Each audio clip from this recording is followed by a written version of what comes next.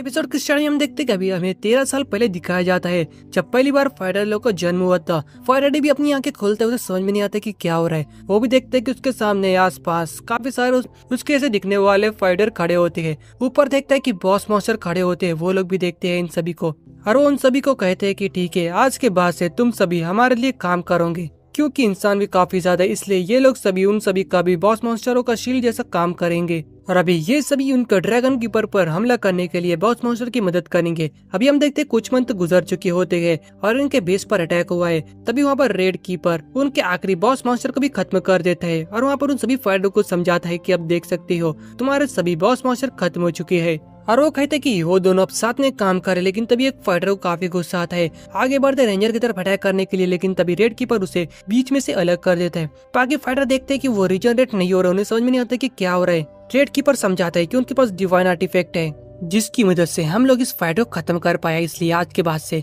Monster और human साथ में रहेंगे। कुछ समय बाद कुछ फाइटर्स वहाँ पे बिल्कुल भी अपने हालात पे नहीं होते। उन्हें लगता है कि बॉस मॉन्स्टर अभी भी धरती पर उनका इंतजार करे और वो लोग धरती की तरफ आगे बढ़ते हैं। लेकिन कुछ फाइटर बात करते कि ये लोग ऐसे ही करेंगे तो जरूर मारे जाएंगे।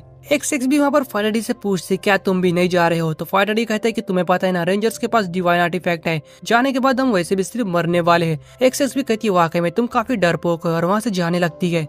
अभी हम हर तुम्हें देखते हैं जहाँ पर उनका संडे फेस्टिवल चल रहा होता है, जब ड्रैगन कीपर्स वहाँ पे मॉन्स्टर से फाइट करते हैं। वहाँ पर अभी हम देखते हैं कि फाइटर डी बॉस मॉन्स्टर जैसा बना हुआ है और वहाँ पर फाइटर डी भी सोच रहे होते हैं एक्चुअली में मैं यहाँ पर कर क्या रहा हूँ और मैं कौन हूँ। अभी हम प्रेजेंट समय में देखते हैं वहाँ पर फाइटर डी अपने असली चेहरे में आ चुका होता है और वो भी सोचता है हिबिकी के साथ मैं अच्छी उस प्लान में शामिल हो गया था और इसके लिए मैं उसका वाकई में काफी शुक्रगुजार हूँ। ब्लू कीपर भी देखता है फाइटर डी को और कहता है तुम वाकई में लगता है हिबिकी तो नहीं हो। फाइटर डी भी कहता है हाँ बिल्कुल, तुम देख सकते हो मैं हूँ फाइटर डी और आज मैं यहाँ पर तुम्हें खत्म करने के लिए आया हूँ। ब्लू कीपर भी देखता है फाइटर डी को और कहता है कि अच्छा तो तुम वही फाइटर हो जिसको मैं खत्म करने में नाकामयाब हुआ था, लेकिन फिर भी तुमने काफी अच्छा काम किया मेरे सामने आके, लेकिन इस बार मैं तुम्हें नहीं छोड़ने वाला हूँ। लेकिन तभी फाइटर डी देखता है कि वहाँ पर ब्लू कीपर जमीन पे गिर जाता है। लगता है ब्लू कीपर को आगे में काफी चोट लगी है। फाइटर डी भी कहता है कि मैं तो इस चांस को नहीं जाने दे सकता हूँ, क्योंकि अगर मैं तुम्हें अभी खत्म नहीं कर पाया तो बाद में मुझे नहीं पता कि मौका कब मिलेगा। ब्लू कीपर भी कहता है कि मुझे भी कुछ ऐसा ही लग रहा है कि तुम वाकई में हमारे लिए बाद में काफी मुसीबत खड़ी कर सकते हो, इसलिए मुझे अभी इसी वक्त तुम्हें यहाँ पर खत्म करना पड़ेगा। अभी उन दोनों के बीच में फाइट स्टार्ट हो चुकी होती है। ब्लू कीपर अपने डिवाइन आर्टिफैक्ट का यूज करते हैं और फाइटर डी की तरफ अटैक करता है। फाइटर डी डॉज कर जैसे ब्लू कीपर की तरफ अटैक करने के लिए आगे बढ़ते हैं, उसे डिवाइन ट्रेजर का अटैक लग जाता है और वो काफी दूर जाके गिरता है। ब्लू कीपर भी कहता है मुझे नहीं पता कि तुम किस तरह बर्स्ट फॉर्म को यूज कर सकते हो, लेकिन तुम्हारे हाथ में सिर्फ नॉर्मल वेपन है, मेरे पास डिवाइन आर्टिफैक्ट है, तुम मेरा मुकाबला नहीं कर पाओगे, मेरे पास ड्रैगन गॉड की पावर है। सुनने के बाद फाइटर डी भी कहता है कि अब तुम क्या बात कर रहे हो। ब्लू कीपर समझाता है मैं असली गॉड की बात कर रहा हूँ और जब तक कि असली गॉड मेरे साथ है तुम मेरा मुकाबला नहीं कर पाओगे। और फिर ब्लू कीपर फाइटर डी पर अटैक कर देता है। फाइटर डी उसे डॉज करने की कोशिश तो करता है, लेकिन तभी ऊपर से सीलिंग सीधा उसके ऊपर आके गिरती है। लेकिन हम देखते हैं फाइटर डी को कुछ नहीं होता है, लेकिन ब्लू कीपर फिर से फाइटर डी पर अटैक करता है। फाइटर डी उसे डॉज तो करने लगता है और वो भी सोचता है क्या वाकई में इसका मतलब मैं गॉड से फाइट कर रहा हूँ, ये बिल्कुल मेरे साथ नाइंसाफी है। लेकिन तभी ब्लू कीपर अपने अटैक से फाइटर डी को बीच में घेर लेता है।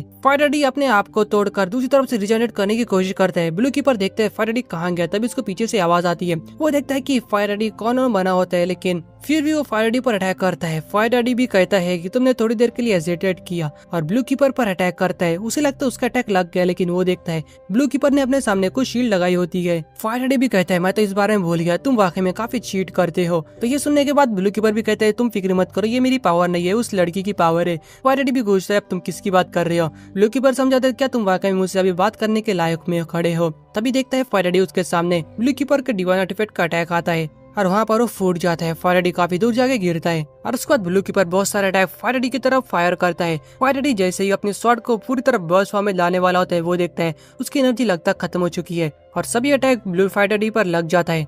वहाँ से धुआं हटने के बाद ब्लू कीपर भी देखता है कि फाइटर डी कॉर्न के सामने खड़ा होता है। वो उसे कहते तुम सीधे से उसके पास से हट जाओ। तो फाइटर डी भी कॉर्नों के पास से हटता है और कहता है मुझे यहाँ पर किसी मदद नहीं चाहिए, हम दोनों के बीच में फाइट करने के लिए। सुनने बाद ब्लू कीपर भी कहते हैं वाकई में ये तुम कह रहे हो, जो यहाँ पर मिमिक का इस्तेमाल करता है। तो फाइटर डी कहते हैं तुम क्या बात कर रहे हो, तो मेरी एबिलिटी है, और तभी अपने हाथ को स्वॉर्ड बनाता है। ब्लू कीपर भी कहते हैं वाकई में तुम एक नॉर्मल फाइटर हो, लेकिन तुम कितनी दूर तक के आए हो, इसके लिए वाकई में तुम्हारा काबिल तारीफ है, लेकिन फिर भी मैं तुम्हें यहाँ पर खत्म करने वाला हूँ।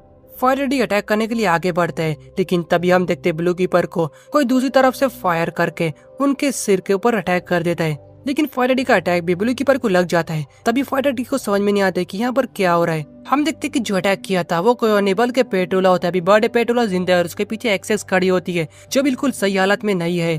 फायरडी लेकिन उसकी फाइट इस तरह खत्म नहीं करना चाहता है। वो ब्लू कीपर से पूछता है तुम मरने वाले नहीं हो, है ना? लेकिन ब्लू कीपर भी कहता है कि लगता अब मेरा समय आ चुका है, ये सभी में लगता मेरी पनिशमेंट है। फायरडी उसे चुप बैठने के लिए कहता है और उसे कहते हैं तुम्हारी चोट काफी कम है, तुम उसे हील कर सकते हो, है ना? लेकिन ब्लू कीपर कहता है कि लगता मैं वाकई में हार चुका हूँ और हम अच्छाई की बुराई में यहाँ पर इस बार लगता बुराई की जीत हुई है। और ब्लू कीपर अपने रेंजर फॉर्म से भी निकल जाता है। फायरडी वहाँ पर तो चिल्लाता है तुम सीधे से उठ जाओ, हमारे बीच की फाइट खत्म नहीं हुई है। लेकिन ब्लू कीपर उठने वाला भी तो नहीं है। दूसरी तरफ पेट्रोला नेक्सस जाने वाला होता है लेकिन फायरडी को काफी गुस्सा आता है। वो पेट्रोला को खत्म करने के लिए तैयार होता है लेकिन तभी वो देखता है कि सेस्पर्ट पेट्रोला को खा लेती है।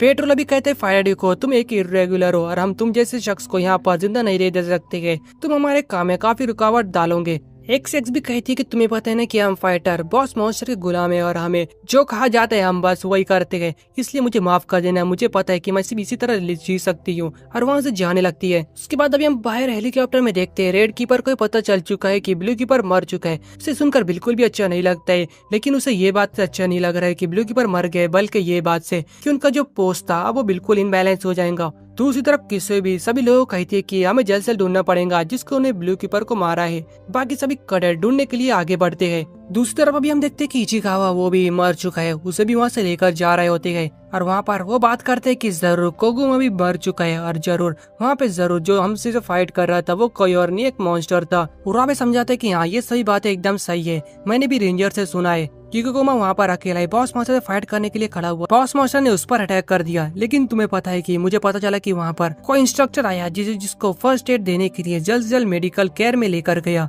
वहाँ पर की ब्लीडिंग रुका दिए है और मुझे लगता है कि हम जो सोच रहे थे वैसा नहीं होने वाला है, कोगुमा अभी भी जिंदा है, कोगुमा की हालत अभी थोड़ी अच्छी है। हम देखते हैं वहाँ पर फायरडी भी हिबी की बन चुका होता है, वहाँ पर खड़ा होता है। वो भी सोच रहा था कि ये सब कैसे हुआ, ये किस तरह भी जिंदा है। उरावे भी कहते हैं कि जिसने भी कोगुमा के साथ ये किया है मैं उसे बिल्कुल भी छोड़ने वाला नहीं हूँ। काय भी कहते हैं हाँ बिल्कुल, हमारी फाइट अभी बस स्टार्ट हुई है, हमें अभी सभी बॉस मॉन्स्टर या जो भी मॉन्स्टर बचे हैं उन्हें खत्म करना है। अभी हम देखते हैं कि बाहर दूसरा दिन स्टार्ट हो चुका होता है, उससे वहाँ पर इंटरव्यू दे रही होती है, जो भी चीजें वहाँ पर रेंजर्स के साथ हुई थी। रिपोर्टर भी पूछते हैं क्या वाकई में इस तरह कोई मॉन्स्टर मौजूद है जो रेंजर्स को खत्म कर सकता है। उसे कहते हैं चिंता करने की जरूरत नहीं है, वहाँ पर जो भी चीज थे वो अभी ऐसा नहीं होने वाला है और हम सभी लोग तुम सभी का प्रोटेक्ट करेंगे। दूसरा सुजुकी भी तकातो के साथ बैठी होती है, वो भी कहती है लगता वाकई में रेंजर्स सही बातें को छुपा रहे कि बॉस मॉन्स्टर अभी भी जिंदा है। लेकिन वो भी गई थी कि मुझे नहीं पता कि रेंजर्स कब तक इस सीक्रेट को छुपा पाएंगे। अभी हम दूसरी तरफ देखते हैं कोई रेड कीपर का बंदा फोन पे बात कर रहा होता है और वो भी कहते हैं पेट्रोल ने वो चीज छुपा ली है और लगता है ये सही मौका है हमारा स्ट्राइक करने का। लेकिन तभी उसको पीछे से आवाज आती है तुम किस बारे में बात कर रहे हो।